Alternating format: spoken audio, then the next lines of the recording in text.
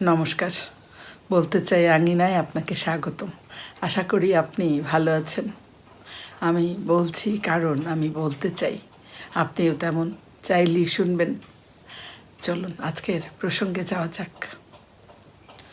কথায় আছে মৌনতা সম্মতির লক্ষণ, কিন্তু আধুনিক মনোবিজ্ঞান বলছে যে নীরবতা সবসময় সম্মতি নয়। এটি কখনো প্রতিবাদের ভাষা হতে পারে, কখনো এটি গভীর প্রজ্ঞার পরিচয় হতে পারে, আবার কখনো এটি চরম অসহায়ত্বের পরিচয় হতে পারে। আমরা কেন আজকে এই বিষয়টি নিয়ে আলোচনা করছি, এর কারণ হলো আমরা অনেকেই জানি না ঠিক কখন আমাদের কথা বলা উচিত আর কখন আমাদের চুপ থাকা উচিত। চলুন আজকে এই বিষয়টি একটু পরিষ্কার হওয়া যাক। নীরবতা যখন মহাশক্তি, নীরবতা যখন আমাদের জীবনে মহাশক্তি হিসেবে দেখা দেয়। আমরা ছোট্ট একটি গল্প শুনি, চলুন। একবার এক পুকুর পাড়ে এক গুরু শিষ্য বসে আছেন। শিষ্য গুরুকে জিজ্ঞেস করছেন যে, গুরুজি, আপনি বেশিরভাগ সময় চুপ থাকেন কেন? গুরুজি, সেই শিক্ষক হেসে উত্তর দিলেও যে সামনে থাকা যে পুকুর, সেই পুকুরে একটা পরীক্ষা চালালেন তিনি, যে এখনই বুঝতে পারবে যে চুপ থাকার গুরুত্বটা। এই বলে তিনি একটি ইটের টুকরো সেই পুকুরের দিকে ছুঁড়ে মারলেন, আর তক্ষুনি পানির তরঙ্গ একেবারে চারপাশে ছড়িয়ে গেল। গুরুজি বলছেন যে পুকুরের দিকে তাকিয়ে দেখো তো, তোমার মুখ দেখতে পাও কি না? তারপর সেই শিষ্য সেই পুকুরের দিকে তাকিয়ে থেকে বলল যে না। তারপর আবার যখন সেই কম্পন থেমে গেল, তখন গুরুজি বললেন যে এবার দেখো তো। শিষ্য তখন দেখতে পেল স্পষ্ট নিজের মুখটিকে। গুরুজি তখন বললেন যে আমাদের এই মন, আমাদের মনটা ঠিক তেমন। এটা তখন উত্তাল হয়ে ওঠে যখন কথার ঢেউয়ে আমাদের মনটা কাঁপতে থাকে। যখন কথার ঢেউয়ে আমাদের মনটা উত্তাল হয়ে ওঠে, তখন আমরা তখন সত্যকে চিনতে পারি না, আমরা নিজেকে বুঝতে পারি না। তাই চুপ থাকা, এই চুপ থাকা মানে নিজেকে এবং বিশ্বকে চিনতে পারার একটি স্বচ্ছ আয়না তৈরি করা। এটা শিষ্যকে বলছেন শিক্ষক। অর্থাৎ আমরা এই নীরবতার শক্তিকে আমরা কোন কোন ক্ষেত্রে, কোন কোন পরিস্থিতিতে উপলব্ধি করতে পারি, চলুন একটু দেখি। রাগের মাথায় যখন আত্মনিয়ন্ত্রণ প্রয়োজন হয়, সেলফ কন্ট্রোল প্রয়োজন হয়।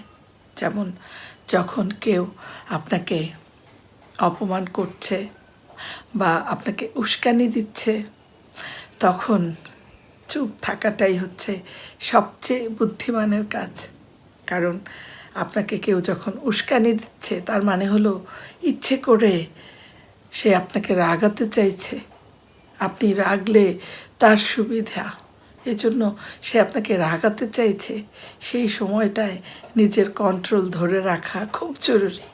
কারণ রাগের মাথায় নেওয়া যে সিদ্ধান্তগুলো, তার 90% সিদ্ধান্তে আমরা যে কথা বলি বা যে কাজ করি, তার জন্য আমরা পরে আফসোস করি।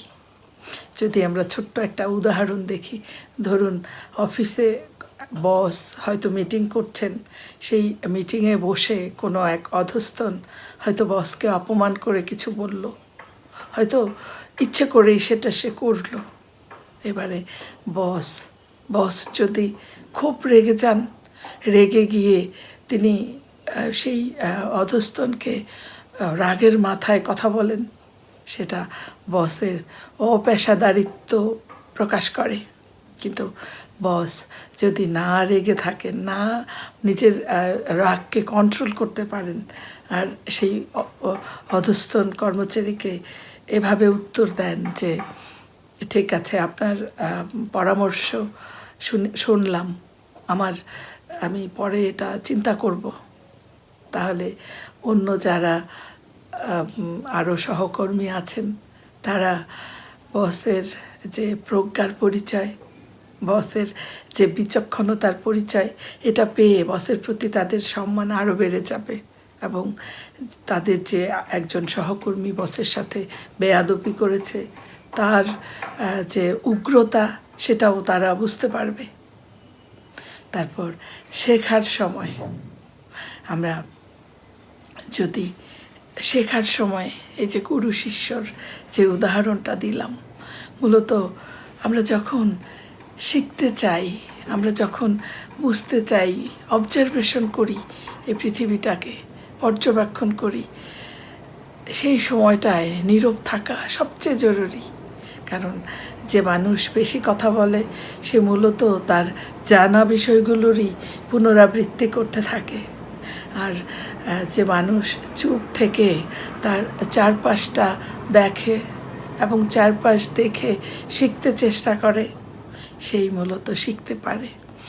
সফল লিডাররা সবসময় আগে শোনেন, তারপর তারা সিদ্ধান্ত নেন। তারপর আরেকটি বিষয়, আরেকটি পরিস্থিতি, সেটি হলো নিরর্থক তর্কে জয়। আমরা যখন তর্কে জেতার চেষ্টা করি, আমরা তখন ভুলে যাই যে সব তর্কে জেতার চেয়েও সম্পর্ককে টিকিয়ে রাখা বা মানসিক শান্তি বজায় রাখা এটা অনেক বেশি জরুরি। আমরা ভুলে যাই, আমরা অনর্থক তর্কে জেতার চেষ্টা করি, সেই সময়টায় চুপ থাকা খুব জরুরি।